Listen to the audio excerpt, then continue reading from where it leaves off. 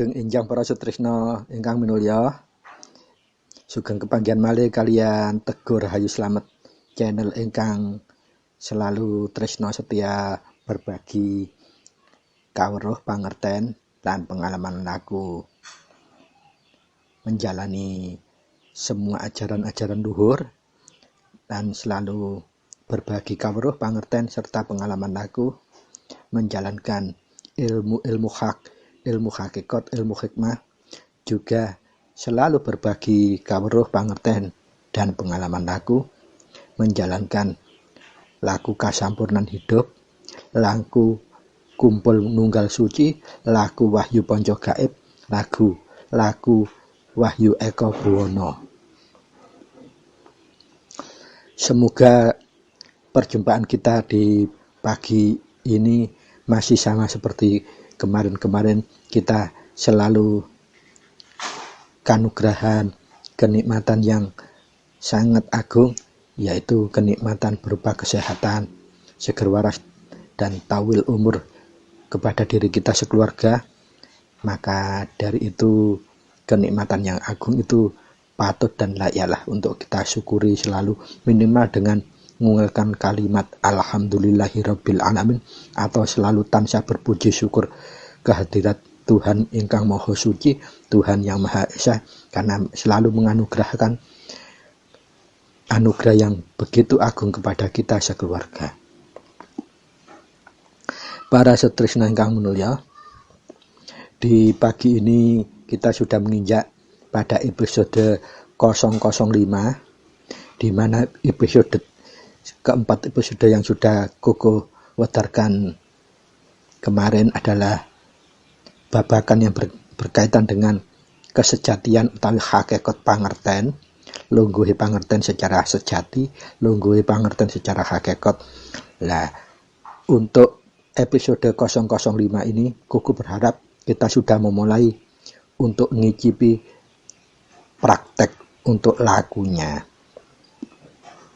Maka dari itu mohon perkenankan, mohon izin bahwa untuk edisi 005 ini Koko langsung menginjak saja memulai dengan praktek. Nah, praktek ini banyak sekali metodenya, dari yang sederhana, yang sulit, hingga yang metode paling daki itu ada. Tetapi karena Koko belajarnya memang dari awal, dari nol, dari pengalaman untuk menjalani laku kunci benar-benar berliku dengan sesuatu kesulitan yang teramat panjang, maka dari itu Koko akan menyampaikan sesuai dengan pengalaman yang Koko timba selama laku kunci ini dengan penuh dinamika, penuh romantika, artinya tidak langsung bisa, lama sekali untuk mencapai kemahanannya kunci. Semoga nanti apa yang Koko sampaikan ini, apa yang Koko bagikan ini tetap akan memberikan manfaat minimal untuk diri Koko sendiri, dalam kapasitas Koko untuk mawas diri semakin tetap mengasah rasa jati, menghaluskan rasa jati Koko, dan terus selalu mewasani setiap kahanan dengan menggunakan wahyu ponco gaib yang sudah Koko amalkan sejak 2004 kemarin. Supaya tidak berpanjang lebar dan tidak memakan waktu, seperti biasanya Koko harus memulainya dengan meresapkan Fatihah terlebih dahulu bagi penghayat yang beragama Islam, kemudian dilanjutkan dengan meresapkan kunci. Khusus untuk edisi episode 005 ini, mohon untuk barakatul Fatihahnya diresapkan sendiri-sendiri di rumah, dan meresapkan kuncinya juga diresapkan diri sendiri-sendiri dulu, karena supaya melihat waktunya supaya tidak sampai terlalu panjang nanti sehingga membosankan. Para sutresna ingkang minulya, intinya untuk mengawali praktek ini, semua ajaran laku, ajaran hakikat, ajaran kesampurnan apapun, ada dua pemahaman yang harus kita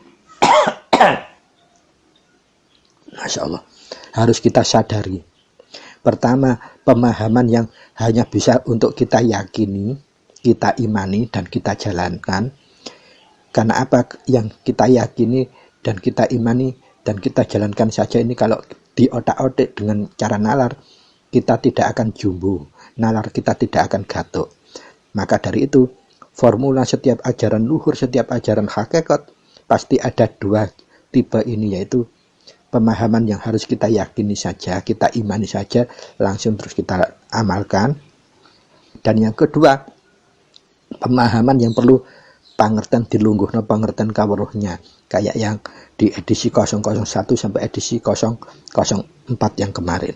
Itu perlu dunung kawruh dan pangertennya. Nah, menginjak untuk praktek laku ini, intinya, garis besarnya, bahwa laku yang akan kita jalani ini adalah awalnya dengan istilah laku wahyu eko buwono, yaitu laku wahyu atau firman dari Tuhan atau wahyu dari Tuhan yang kebetulan disampaikan, diberikan melalui Romo Heru Cukro Semono, diamalkan untuk supaya apa? Kita bisa menuju eko yang satu atau buwono yang satu atau rasa dalam kita atau kesejatian kebenaran itu semua mukimnya ada di buwono, bukan bawono. Kalau bawono itu rasa njaba, kalau buwono rasa jero. Dan buwono ini dunungnya adalah di ketek atau lunge ati, sudutnya hati, pojoke hati. Kalau dalam bahasa Torekot dinamakan kolbun basiro atau kolbun latif. Nah, jadi wahyu eko buwono itu arahnya ke sana, supaya tindak tanduk manusia itu getokannya hanya satu, yaitu di eko buwononya, yaitu geternya hati, sumbernya dari hati sanubari, sumbernya kebenaran yang hakiki adalah buwono. Letaknya di ketek, relungnya hati, kolbun basiro, kolbun latif. Kemudian begitu wahyu eko buwono itu sudah diturunkan dumateng Kanjeng Prabu Heru Cokro Semono, laku ini ditumindakkan dan sampailah pemahaman wahyu eko buwono ini juga sinebut wahyu ponco gaib. Karena apa? Meskipun tujuan kita ke eko buwono, tetapi pirantinya ada 5 wahyu gaib. Yang salah satunya yang akan kita praktekkan hari ini adalah wahyu yang pertama, wahyu gaib yang pertama, yaitu unen kunci. Adapun nanti wahyu yang kedua, unennya adalah unen asmo, dan wahyu yang ketiga adalah unennya wahyu mijil, dan wahyu yang keempat adalah unennya wahyu paweling, dan yang terakhir wahyu yang kelima, wahyu gaib yang kelima adalah unennya singkir. Sampai di sini bisa disambung, bisa dipahami. Setelah wahyu eko buwono ini menjelma atau sinebut wahyu ponco gaib, dan wahyu ponco gaib ini baru sinebut untuk laku kasampurnan urip. Lah, lakukan sampurnan urip itu laku apa? Urip yang sampurna awalnya dari Tuhan, maka kita nanti akhir hayat harus bisa kembali lagi kepada Tuhan. Lah, awal kita dari Tuhan, semua piranti yang diberikan, baik roh maupun hal-hal yang lain bersifat piranti, itu dalam keadaan suci, sehingga hasil akhir kalau kita akan meninggal itu harus dikembalikan dalam keadaan suci, sehingga bisa kembali secara sampurna. Dalam konteks keislaman itu berarti inna lillahi wa inna ilaihi raji'un. Kita datangnya dari Allah dalam keadaan suci, maka harus kembali kepada Allah dalam keadaan suci pula. Nah, itulah visi dan misinya wahyu eko buwono, wahyu ponco gaib, laku kasampurnan urip, laku kumpul nunggal suci. Nah, syarat-syarat kita supaya bisa menjaga kesucian yang sudah diberikan oleh Tuhan, kita harus tetap mengumpulkan elemen-elemen suci atau efek-efek kesucian, sifat-sifat kesucian, afal-afal kesucian itu supaya tidak kemomoran terhadap nafsu-nafsu yang sudah diciptakan oleh Tuhan saat penciptaan kita dari roh ditiupkan, kemudian diciptakan akal, baru diciptakan nafsu itu yang akhirnya terdiri dari 4 nafsu ditambah pangrobo kulit jadi poncodriya.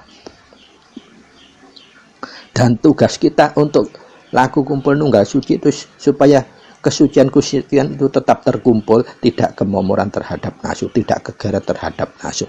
Jadi itu urut-urutannya. Dan hal-hal yang harus kita pahami sebagai keyakinan untuk diyakini dan diimani saja adalah kunci itu sebetulnya adalah witing urip atau wiwitannya hidup, wiwitannya urip. Dan kunci itu adalah maha suci. Ini harus diyakini, jangan diotak-atik supaya penjelasan tambah nggak paham lagi.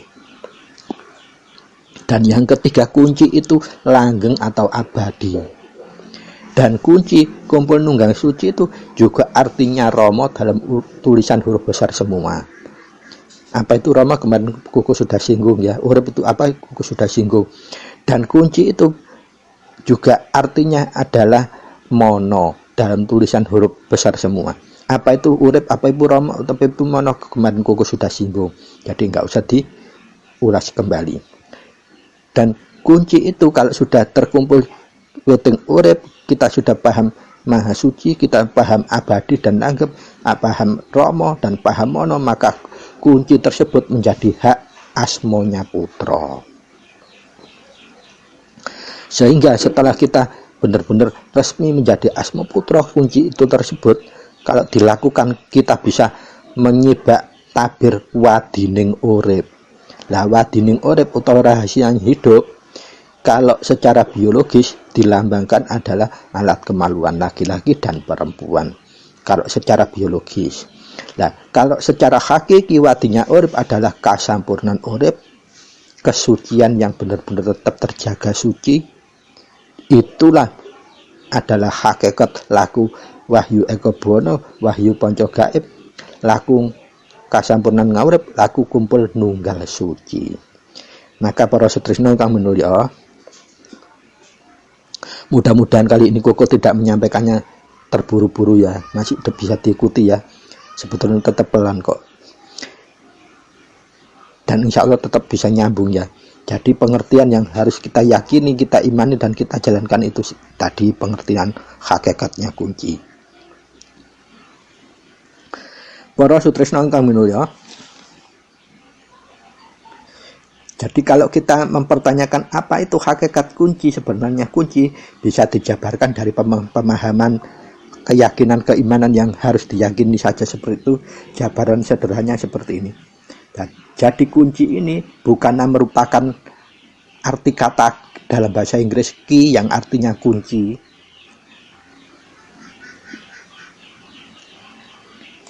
Baik itu kunci daun pintu atau kunci gembok atau kunci jendela.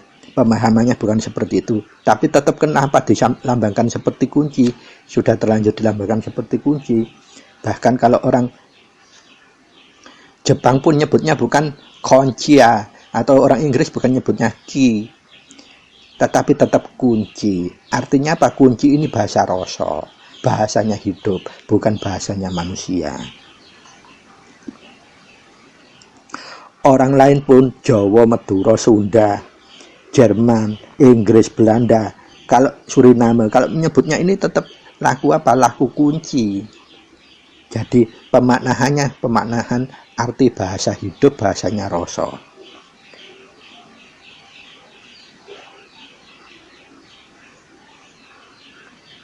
Dan rumusan dari pemahaman keyakinan atau yang harus diimani tersebut terkumpul dalam kunci itu adalah asmo. Asmo dari yang maha hidup, yang ditekankan kepada manusia atau yang sinebut putra Rama diberikan asmo. Supaya kita memiliki asmo hidup, ya roh kita diberikan asmo. Sehingga kita punya sarana untuk berkoneksi langsung terhadap yang maha hidup dengan cara laku wahyu ponco gaib ini.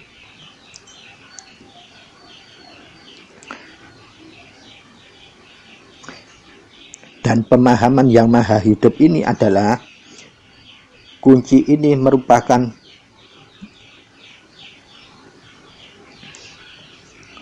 yang harus kita yakini sebagai iman tadi, kunci adalah yang maha hidup. Inggih menika artinya yang menghidupi segala sesuatu yang hidup dan yang menghidupkan segala sesuatu yang hidup di alam semesta dan seisinya ini.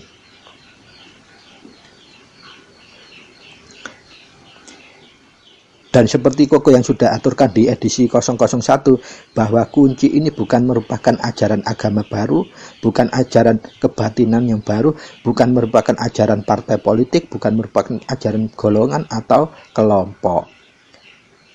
Karena kunci ini ajaran laku untuk manunggal dengan kesuciannya yang diberikan oleh Yang Maha Suci. Kunci ini untuk sarana hidup manusia supaya bisa menjangkau kesampurnan hidup.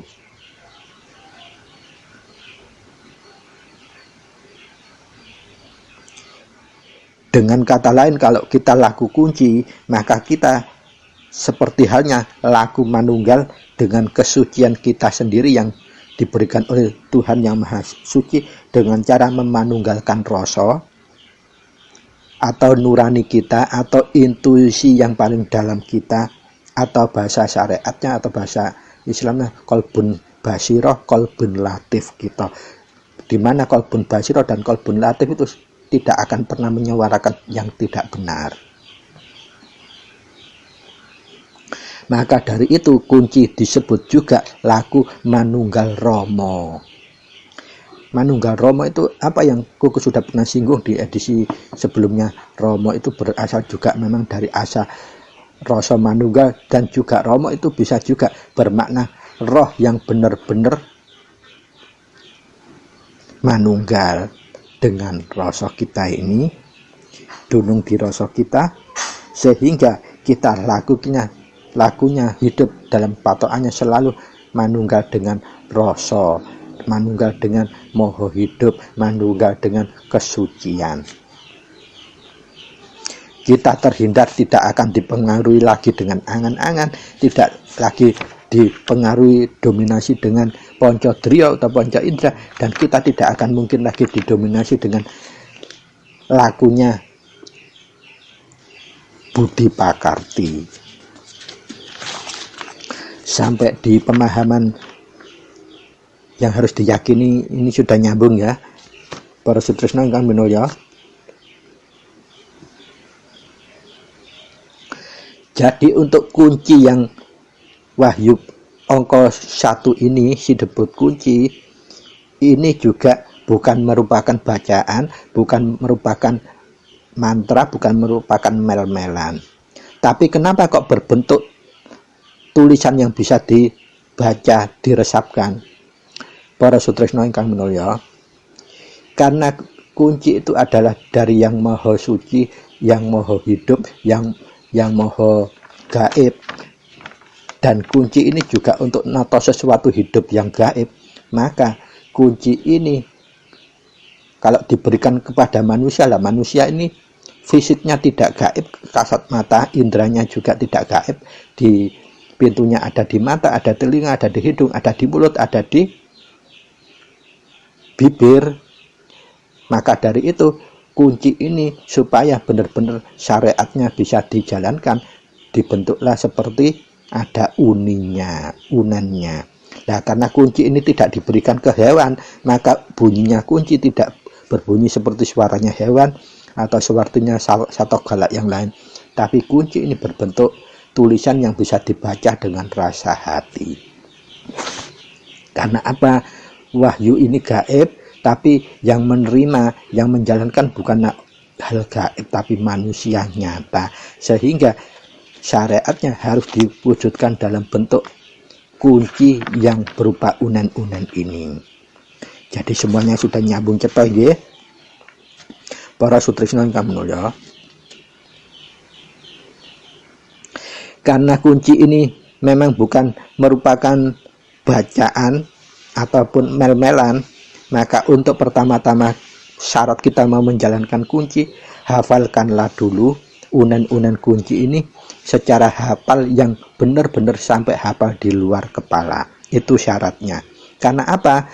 Semua laku ilmu kalau benar-benar sudah diunankan, diresapkan berulang-ulang sampai hafal di luar kepala, maka nanti gaibnya atau kuncoro sucinya akan otomatis bekerja atau otomatis dunung.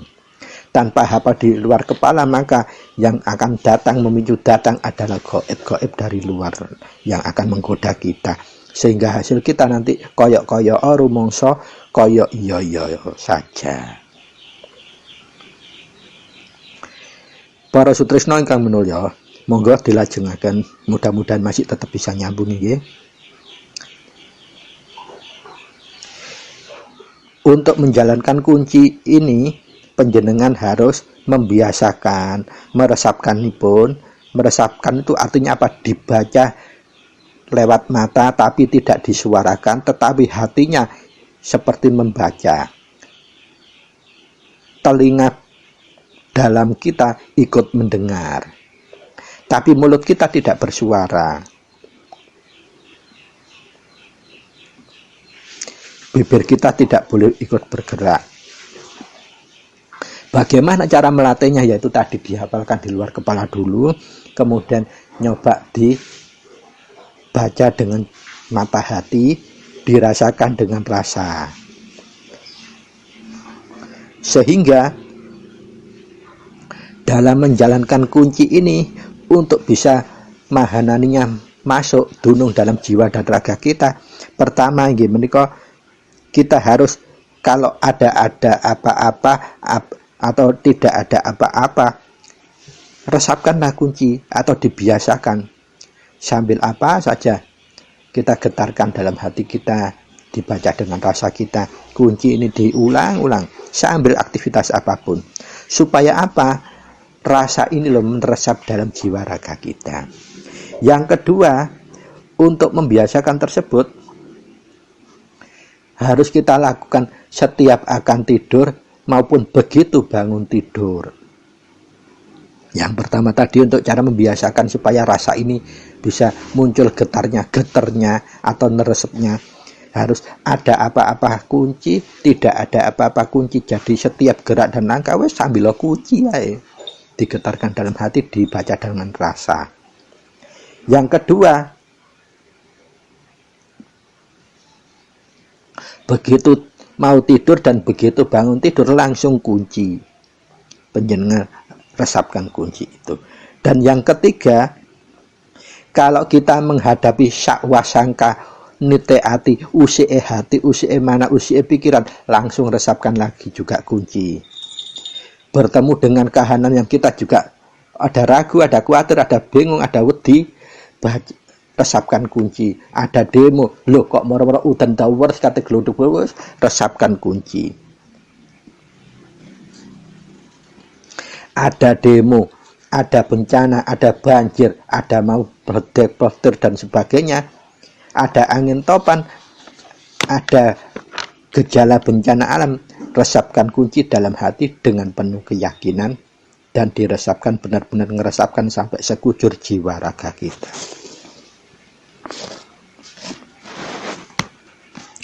Jikalau kita sudah membiasakan hal seperti itu, maka kita dalam menjalani kunci tidak membutuhkan waktu yang lama. Minimal 40 hari kita akan sudah bisa merasakan mahananinya kunci itu bagaimana. Yang awal-awalnya tanda-tandanya kunci kita ini mau mahanani, ketika kita meresapkan ada semacam semeriwing, semacam merinding, itu mulai dari tulang belakang kita, dan terkadang didahului mulai tulang ekor kita merambat ke atas, di sekujur tubuh kita rasakan. Itu berarti hidup yang ada pada diri kita, hidup yang diwengku oleh Yang Maha Hidup, mulai berfungsi secara bawono balik. Artinya kalau biasanya kita hidup ini terbiasa hanya menyadari adanya nafsu dan kepinginan, setelah kita balikkan menjadi kita hanya mendengarkan rasa hati, rasa jati kita, haluse rasa jati, maka bergetaran itu adalah menjadi tanda bahwa fungsi hidup hakiki kita mulai terbiasa mahanani. Para sutresna ingkang minulya,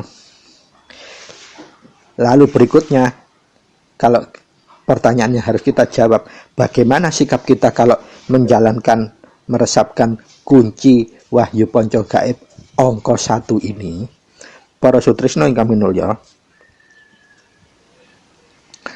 Kuku menyarankan saat kita matrap atau meresapkan kunci baik patrap maupun sungkem, hendaknya sekudur tubuh kita itu rileks, santai, enjoy.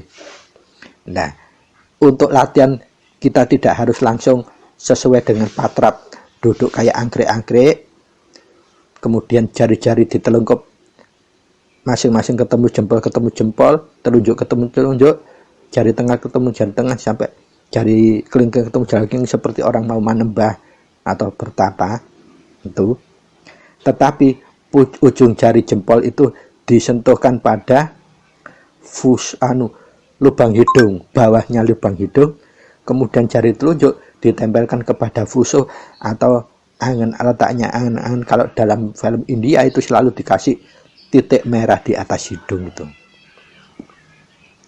Ujung jari jempol nempel di bawahnya lubang hidung, ujung jari telunjuk nempel di fuso atau titik merah kalau di film India di atas hidung itu. Kemudian siku ini harus lurus dengan bahu. Punggung kita tegak lurus, nafas diaringkan, sikapnya dirilekkan, pikiran dirilekkan, dienjoykan, jangan dipikir apa-apa. Kalau masih semrawut mikir apa-apa, ingat Koko kemarin membahas bab pasangan pitu, penjenengan sambat yang dunungi pasangan pitu yang berkaitan dengan mata atau pikiran.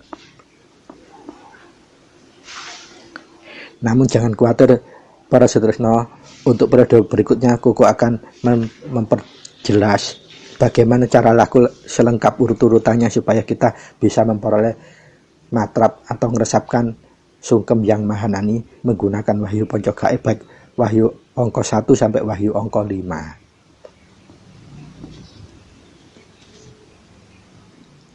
Jadi yang perlu diperhatikan, sikapnya tidak tegang, nyantai, rileks, pikirannya dinolkan. Tubuhnya harus tegak lurus, patrapnya jari-jari kayak itu tadi, nelungkup kayak orang manembah, ujung jempolnya di bawah lubang hidung.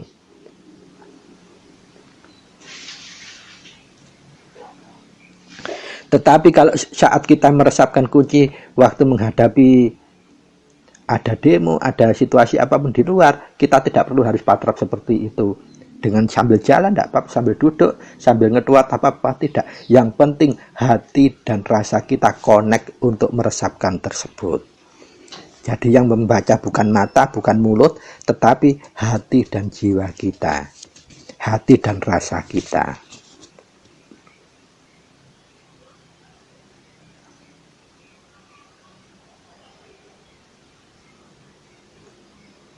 Nah, kalau kita nanti meresapkannya untuk saat mau tidur dan bangun tidur, Koko sarankan untuk meresapkannya dengan cara sebagai berikut. Mohon dicatat tinggi atau diwigateni atau diperhatikan. Panjenengan kedah bersikaplah seperti orang menyembah. Kedua belah tangan ingkang Koko aturaken tadi nelungkup, jempol nempel jempol, telunjuk nempel jempol, nempel telunjuk, tangan nempel tengah, sampai kelingking nempel kelingking. Kemudian ujung jari jempol di bawahnya lubang hidung, dan ujung jari telunjuk nempel di fuso atau di atasnya hidung, letaknya di titik merah kalau di film India itu. Yang kedua, mata sebaiknya dipejamkan, tapi jangan rapat dipaksakan rapat, tetap rileks, dipejamkan rileks, jeret. Kemudian pikiran kita lepaskan semuanya, kita nolkan. Dikala pikiran tetap masih mengganggu, panjenengan lakukan berhenti dulu dengan palungguh sambat yang kemarin Koko jelaskan, pasangan yang berkaitan dengan mata. Pasangan 7 yang berkaitan dengan mata kita sambat untuk palungguh, dilungguhkan.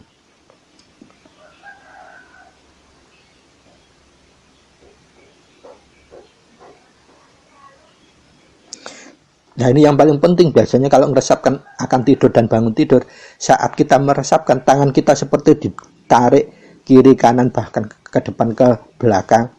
Untuk patra-patra pertama kali sampai 1 minggu biasanya masih ada gerakan seperti itu. Ikuti saja, jangan khawatir, jangan dipikirkan uang kok roboh ya apa, enggak apa-apa. Kan di pinggir di tempat tidur kita melakukannya patrapnya.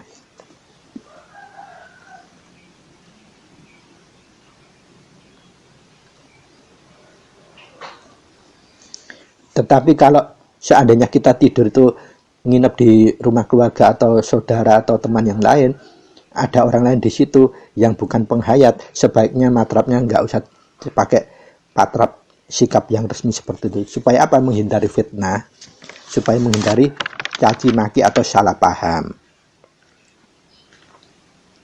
Yang paling penting rileksnya, nyantainya, dikosongkan pikirannya, kemudian rasa kita satukan dengan pikiran supaya pikiran tidak tergeret. Tapi kalau masih ada diganggu pikiran, masih diganggu angen-angen, coba seperti yang kukhawatirkan yang kemarin, pasangan 7 yang berkaitan dengan rasa mana yang mengganggu kita itu disambat dengan cara palunggu.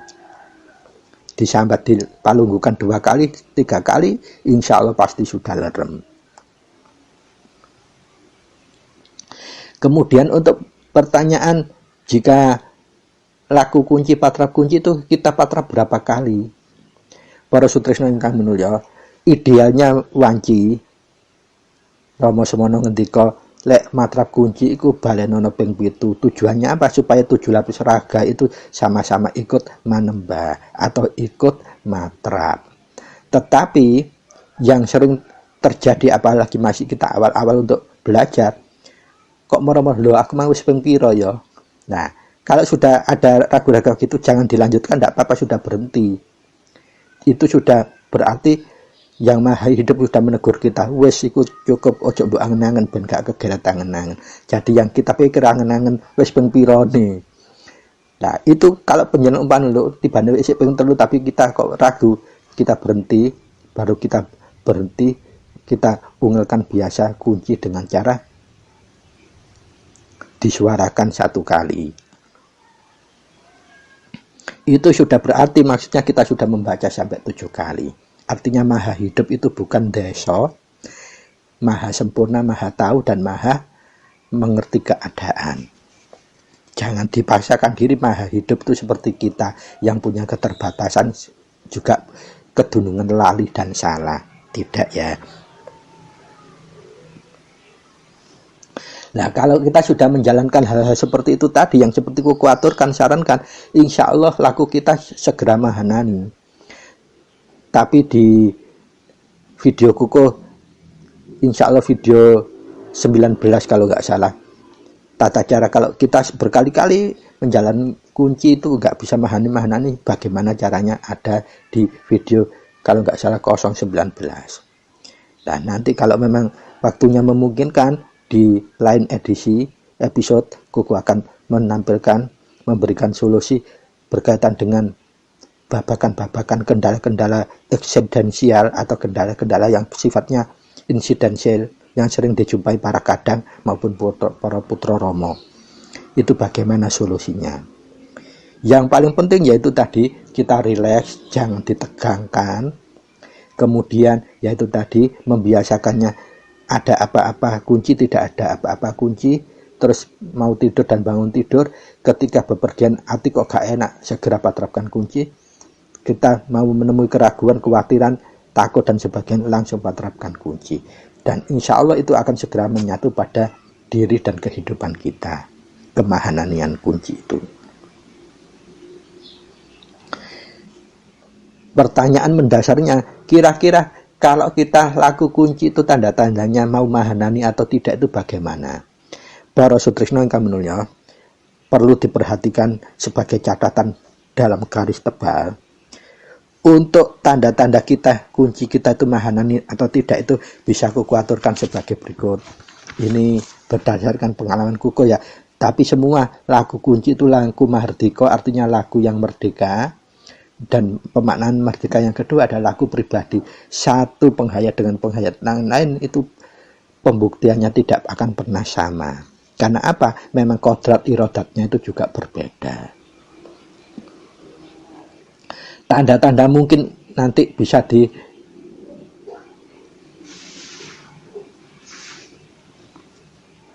ditemui oleh secara umum siapapun penghayat. Kunci untuk mahanani itu tanda-tanda secara umum bisa akan kita melihat setelah laku kunci dan sebelum laku kunci. Kalau kita belum laku kunci, apa-apa ada khawatir, ada ragu, ada takut. Setelah sering lakukan kunci minimal 40 hari, itu sudah merasakan ketenangan. Rasa percaya diri, jati diri kita sudah mulai timbul. Yang hanya kita khawatirkan hanya Yang Maha Kuasa. Kita tidak akan takut, tidak ragu dengan siapapun kecuali kepada Yang Maha Kuasa. Itu tanda-tandanya. Jadi sikap kita tenang, tidak takut kepada siapapun, tapi tidak adigang, adigung, adigono, tidak sombong. Kemudian berikutnya, kita tidak akan mudah dikenai serangan-serangan yang bersifat gaib. Baik itu unsur makhluk halus ataupun memang kirim-kiriman yang lain tidak akan bisa merasakan. Dan yang luar biasanya, kalau orang lain mendeteksi kita itu, kita tidak akan terlihat mempunyai ilmu. Tetapi saat dicoba tidak akan bisa mampu. Tidak bisa tembus, tidak bisa. Dan tanda-tanda berikutnya,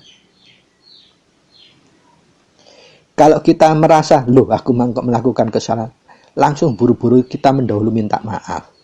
Dan tidak menunggu orang lain tuh, wah kok diterima pun enggak ya maaf kita. Tidak seperti itu. Itu tanda-tanda yang paling umum. Dan insya Allah akan dirasakan siapapun penghayat kalau sudah melakukan sungguh-sungguh, teman-teman yang temenan. Dan yang berikutnya juga begitu. Jikalau kita disalahin orang, kita tidak akan rasa mangkel, tidak ada rasa dendam, apalagi niat untuk membalas. Itu tandanya benar-benar kunci kita sudah mahanani. Jadi tanda-tanda itu bukan tanda-tanda yang menakjubkan, justru tanda-tanda kesempurnaan orang hidup atau manusia yang sempurna seperti itu. Dan berikutnya, kalau kita melakukan suatu kesalahan, kita malah malu. Malu kita terhadap bukan kepada orang lain, tapi kepada langsung Yang Maha Hidup. Kita berdosa itu langsung kewetulnya minta ampun, taubatnya benar-benar minta ampun kita. Maka dari itu, karena takut dengan membuat dosa, melakukan kesalahan, maka tindak lanjut kita itu selalu hati-hati, sehingga yang dirasakan orang lain bahwa tindak tanduk kita itu nyenengno, nentermake, dan bisa membuat tentrem diri kita sendiri. Ono wong ini gak pingin, ono wong ini gak kepingin, gak iri, gak dengki dan sebagainya. Itu tanda-tandanya. Dan tanda-tanda yang lazim adalah kita selalu tidak mudah putus asa, selalu berjuang, berpositif thinking terhadap Tuhan Yang Maha Esa, dan juga terhadap siapapun, apapun. Tidak hanya sesama manusia, kita selalu positif thinking. Dan ini yang fakta, bukti nyata, bukan tembung jari. Orang yang laku kunci mahanani, kita seperti mendapat keajaiban.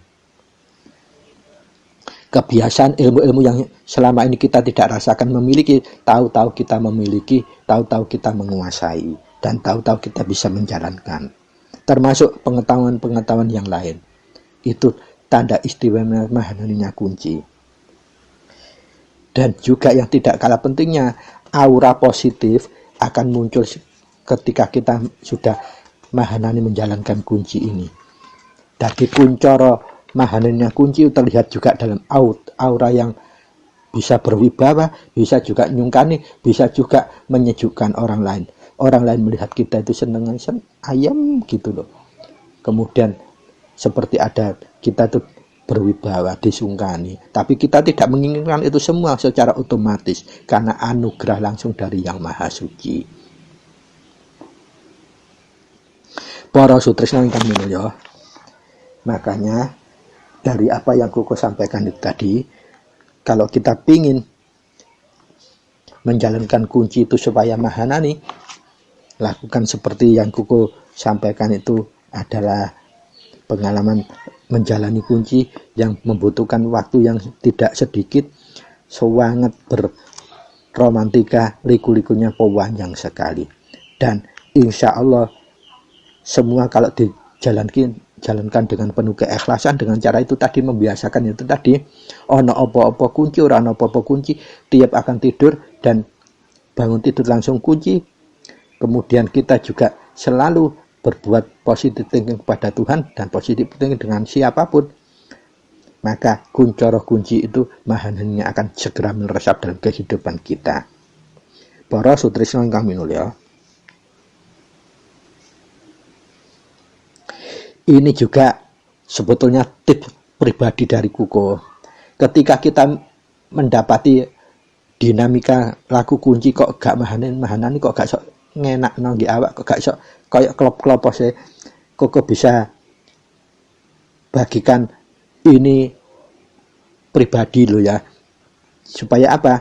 Kalau Kuko menyampaikan gak pribadi, nanti ada yang protes, loh itu duduk ajaran Romo dan sebagainya. Kita tidak boleh fanatik. Karena apa?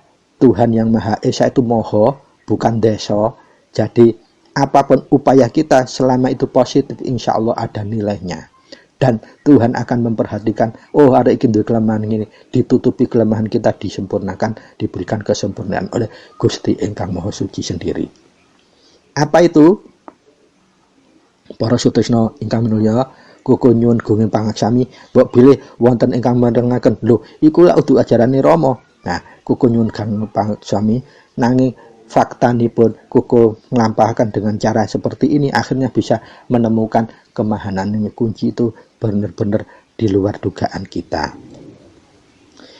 Kuko saderengipun palengga, biasipun istilah Kuko ini membuat warming up atau pemanasan.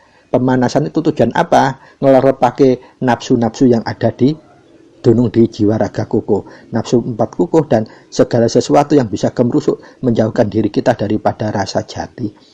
Dilerepkan dengan cara seperti ini. Bahasa yang umumnya kalau kita olahraga itu membuat pemanasan. Sama seperti ini, kita laku suci harus kita membuat warming up atau cara refreshing dulu.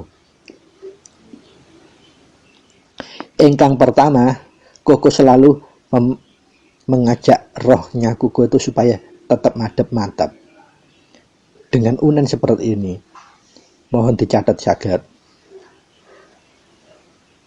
Rohku madep, imanku tetap, terus panjenengan mendel dinengaken, pun dipikir napa-napa, dados ingkang panjenengan raosaken roh madep iku ya apa, iman tetep iku ya apa. Lajeng panjenengan tenggo sampai ada anggukan.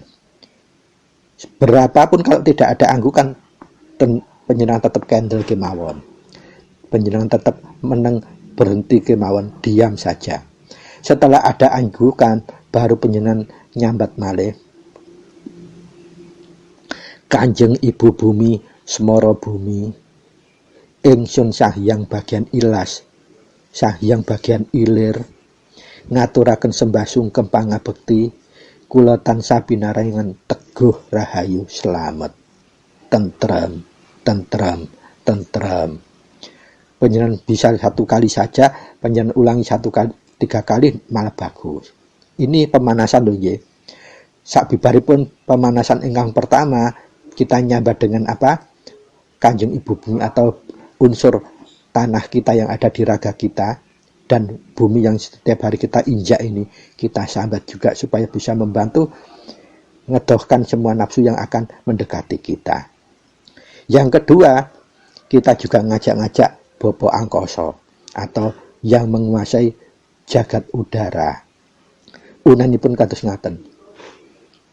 Bopo Angkoso, Ibu Rembulan, kula ngaturaken sembah sungkem pangabekti, kula tansah pinaringan teguh rahayu slamet, tentrem. Panjenengan ambali 3 kali boleh atau 1 kali pun tidak apa-apa. Kemudian panjenengan diam kendel malih. Berarti kita sudah ngajak-ngajak supaya dibantu unsur tanah atau bumi, unsur udara atau Bopo Akoso. Kemudian yang ketiga, panjenengan sambat malih juga menika unanane Kakang Sasta Jendra Adianom Hayuningrat, kula ngaturaken sembah sungkem pangabekti dumateng panjenengan, kula tansah pinaringan teguh rahayu selamat tentrem tentrem tentrem. Menika saged panjenengan ulangi sampai 3 kali atau 1 kali. Kalau sudah lerep ya diningkan, didiamkan. Kenapa kita juga harus nyambat Sastro Jendro dan Hayuningrat? Karena saat kita lahir itu ditemani oleh unsur ini, dan ini hakikatnya masih hidup, punya roh di sana, tetap mendampingi kita. Nah, kalau bahasa syariat sebetulnya inilah yang dianggap itu seperti malaikat yang selalu ngawasi kita. Dalam bahasa syariat lagi ini juga dianggap korin. Nah, korin itu ada yang berbentuk jin dan ada yang berbentuk malaikat. Kuku sudah pernah menyampaikan juga. Setelah sambat yang ketiga, kita baru sambat yang keempat. Jadi unsur gaib kita sudah kita sambat, Sastro Jendro dan Hayuningrat yang menemani kita lahir. Sekarang kita yang keempat menyambat sekujur tubuh kita. Rambutku, kulitku, dagingku, ototku, getihku, balungku, sumsumku. Kula ngaturaken sembah sungkem panggabekti dumateng panjenengan. Kula tansah pinaringan teguh rahayu selamat tentrem tentrem tentrem. Panjenengan kendalaken diamkan supaya meresap. Kenapa rambut sampai sumsum itu harus disambat? Karena ini semua 7 unsur lapisan raga kita yang selalu mengikuti dalam bentuk dohir. Dan itu kedunungan sukmo semua. Kuku pernah menjelaskan kemarin, asal roh begitu didunungkan di janin menjadi jiwa, begitu didunungkan ke masing fungsi-fungsi rogo menjadi sukmo. Dan rambut sampai sumsum ini juga ada sukmonya. Sehingga kalau ini juga tidak ajak lerem, akan juga berpengaruh terhadap ketenangan jiwa kita. Baru kita setelah sambat keempat itu tadi, kita baru melakukan palunggo ngajak lungguh nafsu kita yang 4, sedulur papat kita, unen-unenipun menika palunggo kalian tangan-tangan ndembek datang dada kiri. Unenipun palunggo monggo dipun catet. Sedulur papatku, lenggah ingkang prayoga, ragani arsa tentrem, sun sangoni basuki, kalis lir ing sambikala, kanthi teguh rahayu slamet tentrem tentrem tentrem. Nah, ini pokoknya melenggahkan supaya leremi nafsu papat kita, sedulur papat kita. Lah, kalau ini menurut saya masih belum cukup, tambahkan palunggo sandangan pitu yang kemarin Kuku sudah bahas. Penting sekali. Kalau nggak percaya nanti penjenengan kalau mengalami kesulitan mahanannya kunci ngeresapno kok gak iso nampa nitis ya kok kemrusuk ae, lakukan ini ditambah palenggah pasangan pitu. Sandangan pitu. Unan ini berkat singatan. Sandangan pituku kan dunung ing wadah alus papatku. Panjenengan langsung sebut situk-situk lek apal, lek gak apal ya langsung ngungel kados kala wau. Menawi panjenengan apal langsung disebut satu-satu. Siji datkun mayadat, loro jatikun sun jatining kun, telu urip datmi, papat jati ingsun urip, 5 datkun, 6 kun urip dat jati, 7 jati kun urip, lenggau ingkang prayoga ing wadah alus papatku, ya kuwi bantala seta kuwana, loro bantala seta kunaka, telu bantala seta karana, papat bantala seta kuwits. Nah, menawi panjenengan boten apal, cukup lenggah ing wadah alus papatku. Supaya raganira arsa tentrem, sun sangoni basuki kalis lir ing sambikala kanthi teguh rahayu slamet tentrem tentrem tentrem. Sampun cekap menika. Sabibaripun palungga menika sampun krasa nitipun krasanipun kados mekaten. Biasanipun menawi sampun patra palungga nitipun mlebet menika kados wonten plong ing dada kiri adem. Lah wonten sok-sok ingkang awal-awali wonten gerakan nganggukan. Tapi itu tidak pasti yang sudah benar terlerem kalau sudah tidak ada gerakan itu. Artinya sudah tentrem, itu baru kita melakukan ngemel kunci atau unen kunci kita resapkan. Kunci kita baca 7 kali. Begitu selesai kunci, jangan tergesa-gesa ditutup. Tetap saja biarkan seperti itu. Sampai kita merasakan mahanannya kunci itu nikmat sekali, baru kita tutup. Para sutresna ingkang mulya, itu tips dari Kukuh kalau menemui kendala ringan dalam patrap Wahyu Panca Gaib kunci angka setunggal. Solusinya seperti itu. Dan jangan lupa membiasakan kunci itu seperti yang Kukuh aturkan tadi. Ono apa-apa kunci, ora ono apa kunci. Kemudian kate turu, tangi turu, langsung kunci. Supaya tidak sampai bingung, Kukuh tidak berpanjang lagi.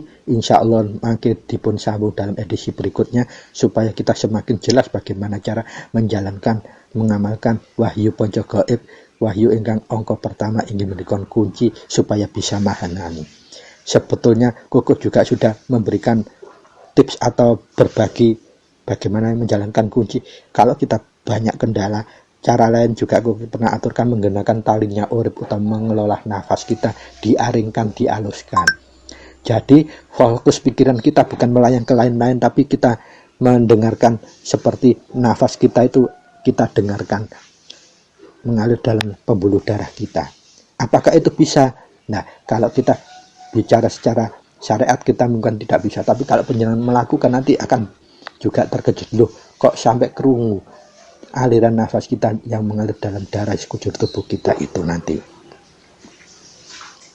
Kenapa? Makanya aliran nafas itu disebut talinya urip, ya hakikatnya seperti itu, menyatu dalam hidup kita.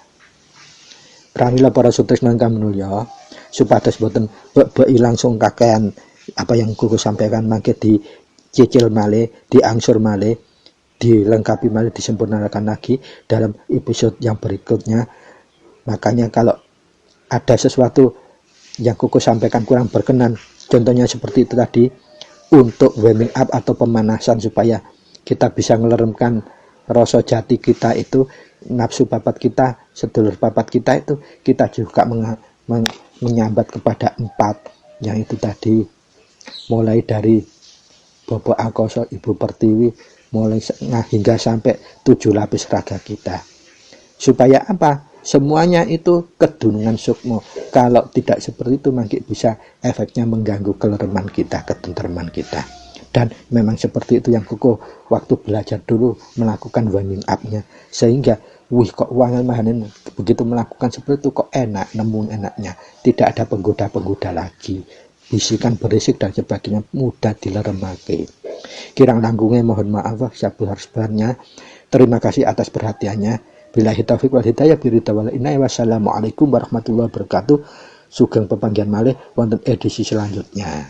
Matur nuwun.